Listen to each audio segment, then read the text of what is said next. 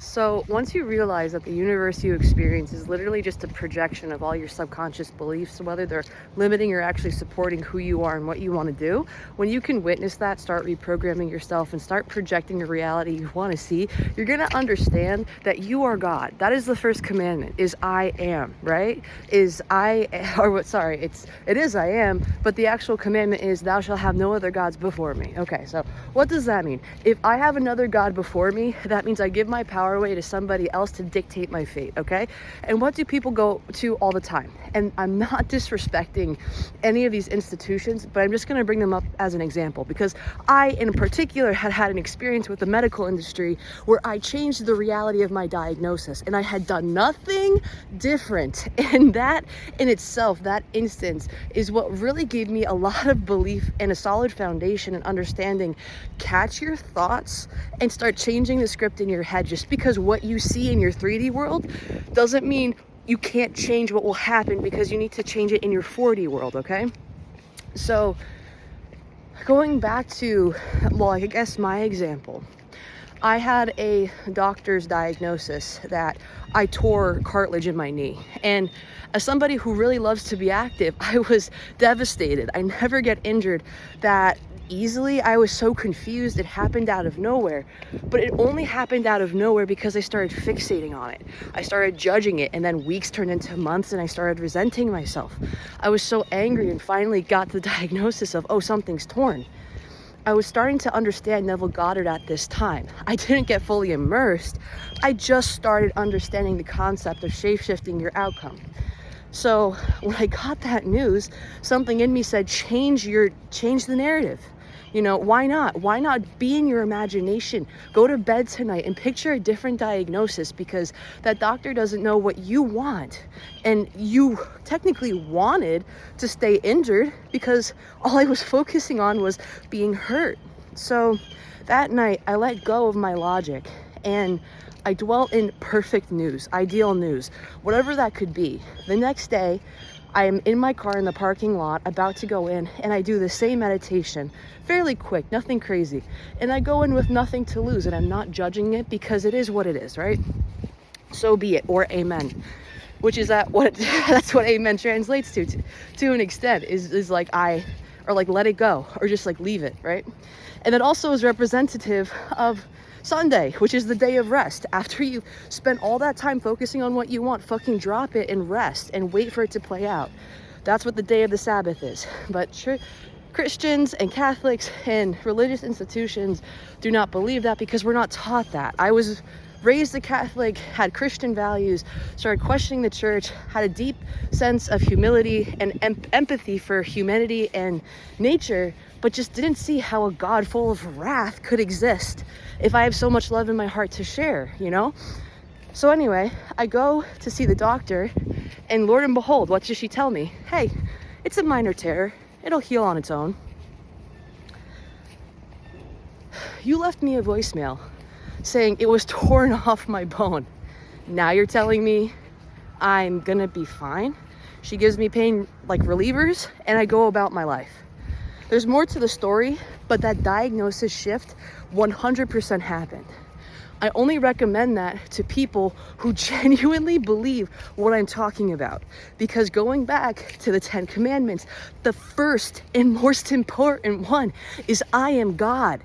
So why on earth would I give my power away to some institution that is fear-mongering me on a diagnosis, right?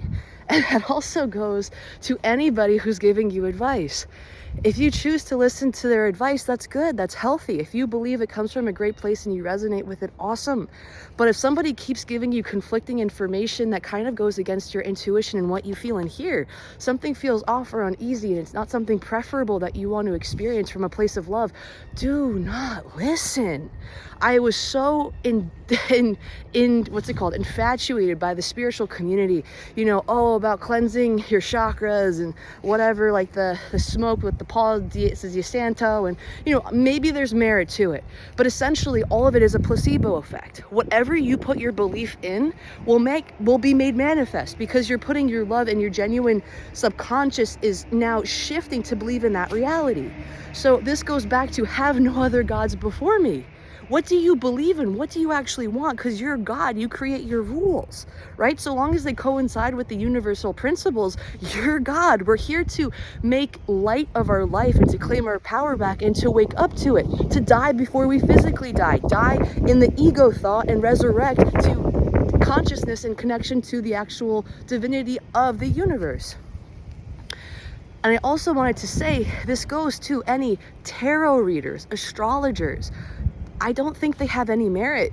You know, I'm testing this example and I'm watching all these tarot videos, like what had first started my spiritual journey. And I'm like, all of these people seemingly are full of shit. You have this conversation with somebody, or you have this, like, what's that called, conversation with yourself, this story, this narrative that you're constantly projecting because your subconscious is working 24/7. If I'm chronically emitting a story externally because you can't turn off your subconscious expression, of course somebody intuitive will read cards and pick up what you're projecting, meaning I can change my tarot reading at any time. The person reading the cards is not special. All they can do is just tap into what I'm already projecting. So if I'm the cause, that means I can change the effect, right? It's not vice versa. This person, this reader, has no capacity to dictate my reality unless I give my power away to them and believe what they think my fate is. I control my fate. If I'm in lack and I get a tarot reading, what's gonna happen? A shitty tarot reading that projects lack, right? But if I feel good and I'm connected to myself and I believe that I am love and I'm okay. You know, Michael Sangler said it best. He's just like, so many people are not okay. And the point is to be okay with yourself. And when you're finally okay with yourself, you control your thoughts. And Joe Dispenza, I'm pretty sure he even says, your mind is like a wild animal and you control that animal. You tell it to sit. And when you can tell it to sit, then you can start projecting your mind to create a reality that you want through your third eye. You see it here, your imagination, like Neville Goddard says. And when you connect your emotions to it, knowing you got that promotion, you have that relationship, you have your health, you have your happiness, and you have passion for life, what's gonna happen? You're gonna have it all because you're dwelling in your 4D reality. You're not getting mixed up with the 3D realm. And that is exactly what the polarities of Jesus and Judas are. Jesus was able to resurrect past his 5 senses. That's why he has 5 points of contact on his body, the dash on the side, the 2 holes on his hands, and the 2 holes on his feet. And Judas, his name translates to Lucifer, and that's the fallen star. And what does the fallen star have? 5 points. So Judas, all he does is he represents the lower aspects of humanity, which we all fall victim to because we use our eyes to see, but then we can also resurrect and use our eye to see, just like Jesus. And that's all it's about. So if the first commandment is, I am God, thou shalt have no other gods before me, stop giving your power away. You need to claim your power and take that responsibility and create a life that brings you abundance that's yours by divine right.